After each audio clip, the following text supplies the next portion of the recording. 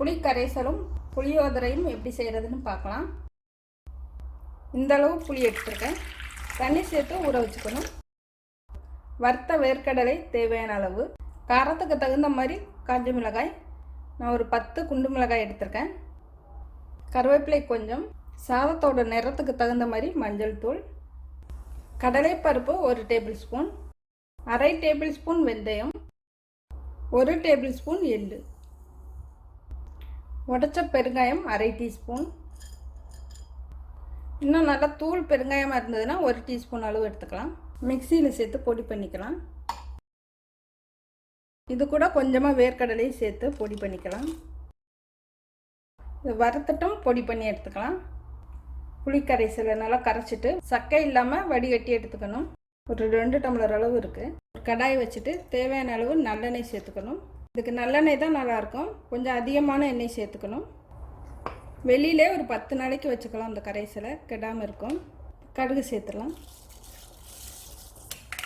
கடுகு நல்லா வெடிக்கணும். கடலைப்பருப்பு சேர்த்துக்கலாம். காஞ்ச மிளகாய், கருவேப்பிலை,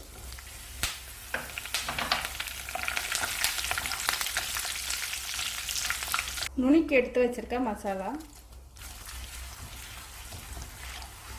பச்சை வாசனை போக கிளறி விடணும். ஒரு அரை நிமிஷம் கிளறி விட்டால் போதும். புளிக்கரைசலை சேர்த்துடலாம். வாசம் போகாமல் உடனே மூடிடணும்.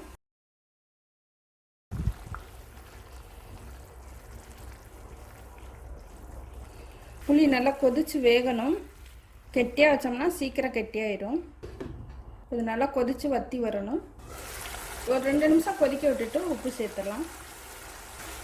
ரொம்ப கெட்டியாகிறதுக்குள்ளே உப்பு சேர்க்கணும், இல்லைன்னா உப்பு கரையாது. இப்போ மஞ்சள் தூள் சேர்த்துக்கிறேன்.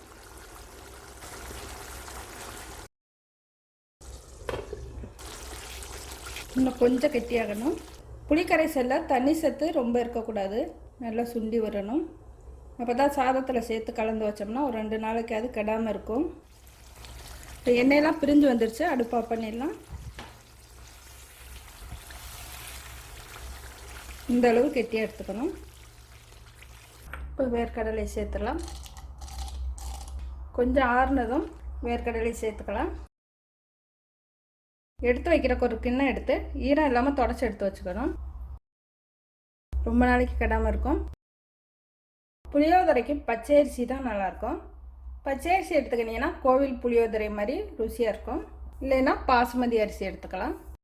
நான் இன்றைக்கி வந்து பாசுமதி அரிசி எடுத்துக்கிறேன். குழையாமல் வேக வச்சு எடுத்துக்கணும். வேக தண்ணி காய வச்சுட்டு அரிசியை களைஞ்சி எடுத்துக்கணும். இப்போ களைஞ்ச அரிசியை சேர்த்துடலாம். கரண்டியால் கலந்து விடணும், இல்லைன்னா ஒரே இடத்துல கட்டி பட்டுக்கும். சாதத்தை குழையாமல் வேக வச்சு எடுக்கணும். பாதி அளவு வெந்ததுக்கப்புறம் எண்ணெய் சேர்த்துக்கிறேன். சாதம் ஒட்டாமல் வரும். சாதம் வந்துடுச்சு. இப்போ சோறை வடிச்சிடலாம். ஒரு அகலமான பாத்திரத்துக்கு மாற்றிக்கலாம். இப்போ இது வடித்த சாதத்தில் கொஞ்சமாக நல்லெண்ணெய் சேர்த்து கலந்து வைக்கணும். சூடான சாதத்தில் சேர்த்துருங்க. சாதம் ஒட்டாமையும் வரும், நல்ல மணமாகவும் இருக்கும். ஒரு 5லேருந்து 10 நிமிஷம் அந்த மாதிரி எண்ணெய் சேர்த்து வச்சுடுங்க. இப்போ புளி கரைசல் சேர்த்துடலாம். மெலிசான கரண்டியால் கலந்து விடணும். நல்லா கலந்துட்டு சாதத்தை அந்த மாதிரி அழுத்தி மூடி வைக்கணும். இப்போ தான் அந்த புளிப்பு காரம்லாம் சாதத்தில் சேர்ந்து நல்லா ஊறும்.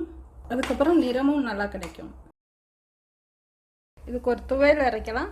தேங்காய் துவையல், சின்ன வெங்காயம் ஒரு 7-8, அரை மூடி தேங்காய், காரத்துக்கு தேவையான அளவு பச்சை மிளகாய், தக்காளி வேணால் ஒரு 1/4 தக்காளி அளவு சேர்த்துக்கலாம். துவையல் வெள்ளையாக வேணும்னா தக்காளிக்கு பதில் புளி சேர்த்துக்கணும். கொஞ்சமாக புளி முதல்ல கொஞ்சம் அரைச்சிட்டு அதுக்கப்புறம் உப்பு சேர்த்துக்கலாம். தண்ணி ரொம்ப சேர்க்காம கொஞ்சமாக தண்ணி சேர்த்து கெட்டியாக அரைச்சி எடுத்துக்கணும். தேங்காய் துவையல் ரெடி ஆயிடுச்சு. ஒரு 10 நிமிஷத்துக்கு மேலே வச்சுட்டு கிளறி விடணும். இப்போ புளி சாதம் ரெடி ஆயிடுச்சு.